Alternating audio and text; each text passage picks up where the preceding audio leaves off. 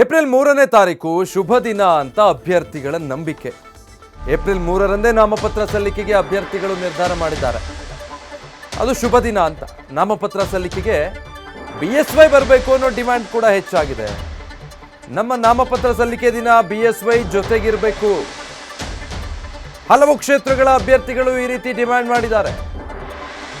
ಅಭ್ಯರ್ಥಿಗಳ ಒತ್ತಾಯದಿಂದ BSY ಕೂಡ ಒಂದು ರೀತಿ ಚಿಂತೆಗೊಳಗಾಗಿದ್ದಾರೆ. 3ನೇ ತಾರೀಕು ಶುಭ ದಿನ ಅಂತ ಎಲ್ಲಾ ಕ್ಷೇತ್ರದಲ್ಲೂ ಅವತ್ತೇ ಸಲ್ಲಿಕೆ ಮಾಡೋದಕ್ಕೆ ಮುಂದಾದ್ರೆ ಎಲ್ಲಿಗೆ ಅಂತ ಹೋಗೋದು ಅನ್ನೋದು.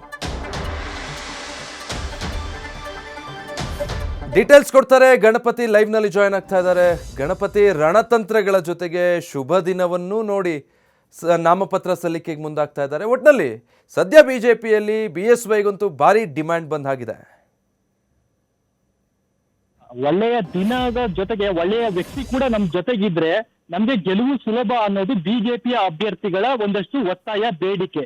ಈ ಹಿನ್ನೆಲೆಯಲ್ಲಿ ಈಗಾಗಲೇ ನಾಮಪತ್ರ ಸಲ್ಲಿಕೆಯ ಪ್ರಕ್ರಿಯೆ ನಿನ್ನೆಯಿಂದ ಆರಂಭ ಆಗಿರುವಂತದ್ದು. ಆದ್ರೆ ಬಿಜೆಪಿಯ ಕೆಲ ಅಭ್ಯರ್ಥಿಗಳು ಏಪ್ರಿಲ್ 3ರಂದು ಶುಭ ದಿನ, ಆ ದಿನ ನಾವೇನಾದ್ರೂ ಕೂಡ ನಾಮಪತ್ರ ಸಲ್ಲಿಕೆ ಮಾಡಿದ್ರೆ ನಮಗೆ ಗೆಲುವು ಸನಿಹ ಇರುತ್ತೆ, ಗೆಲ್ಲಬಹುದು, ಈ ರೀತಿಯಾದಂಥ ಆಲೋಚನೆಯಲ್ಲಿದ್ದಾರೆ.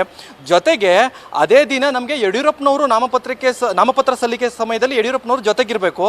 ಹೀಗಾಗಿ ನಮಗೂ ಕೂಡ ಒಂದಷ್ಟು ಬೂಸ್ಟ್ ಸಿಕ್ದಂಗಾಗುತ್ತೆ, ಕ್ಷೇತ್ರದಲ್ಲೂ ಕೂಡ ಒಂದಷ್ಟು ಪ್ರಚಾರ ಸಿಕ್ದಂಗಾಗುತ್ತೆ ಅನ್ನೋ ನಿಟ್ಟಿನಲ್ಲಿ ಒಂದಷ್ಟು ಆಲೋಚನೆಗಳಿದೆ. ಹಾಗಾದ್ರೆ ಯಡಿಯೂರಪ್ಪನವರು ಎಲ್ಲ ಕಡೆನೂ ಹೋಗಕ್ಕಾಗತ್ತಾ? ಖಂಡಿತವಾಗಿ ಕೂಡ ಸಾಧ್ಯ ಇಲ್ಲ. ಯಾಕಂತಂದ್ರೆ ಈಗಾಗಲೇ ಬೆಂಗಳೂರು ಉತ್ತರ, ಬೆಂಗಳೂರು ಕೇಂದ್ರ, ತುಮಕೂರು, ಚಾಮರಾಜನಗರ ಹೀಗೆ ಹಲವಾರು ಕ್ಷೇತ್ರದಿಂದ ಯಡಿಯೂರಪ್ಪನವರಿಗೆ ಒಂದಷ್ಟು ಬೇಡಿಕೆಗಳನ್ನು ಇಡ್ತಾ ಇದ್ದಾರೆ, ನಮ್ಮ ಕ್ಷೇತ್ರಕ್ಕೆ ಬನ್ನಿ ಅಂತ. ಆದರೆ ಯಡಿಯೂರಪ್ಪನವರು ಒಂದೇ ಮಾತಾಡ್ತಾ ಇದ್ದಾರೆ, ನೋಡ್ರಪ್ಪ, ನೀವು ಒಂದೇ ದಿನದಲ್ಲಿ ಒಳ್ಳೆ ದಿನ ಅಥವಾ ಶುಭ ದಿನ ಅಂತ ನನ್ನನ್ನು ಕರೆದ್ರೆ ನಾನು ಯಾವ ಕಡೆ ಅಂತ ಹೋಗಬೇಕು?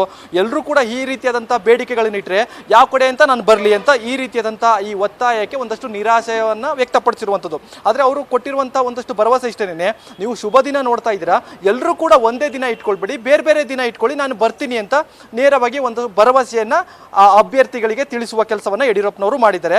ಹೀಗಾಗಿ ಬಿಜೆಪಿಯ ಅಭ್ಯರ್ಥಿಗಳಲ್ಲೂ ಕೂಡ ಯಡಿಯೂರಪ್ಪನವರು ಜೊತೆಗಿರಬೇಕು, ಶುಭ ದಿನ ಇದ್ರೂ ಕೂಡ ಗೆಲುವು ಸನಿಹ, ಗೆಲುವು ಸುಲಭ, ಈ ರೀತಿಯಾದಂಥ ಲೆಕ್ಕಾಚಾರದಲ್ಲಿ ಈಗಾಗಲೇ ಬಿಜೆಪಿ ಅಭ್ಯರ್ಥಿಗಳು ಇರುವಂತದ್ದು. Vijay, thank you Ganapathi. News First, ನಿರ್ಭೀತಿಯಿಂದ ನಿಮ್ಮ ಪರವಾಗಿ.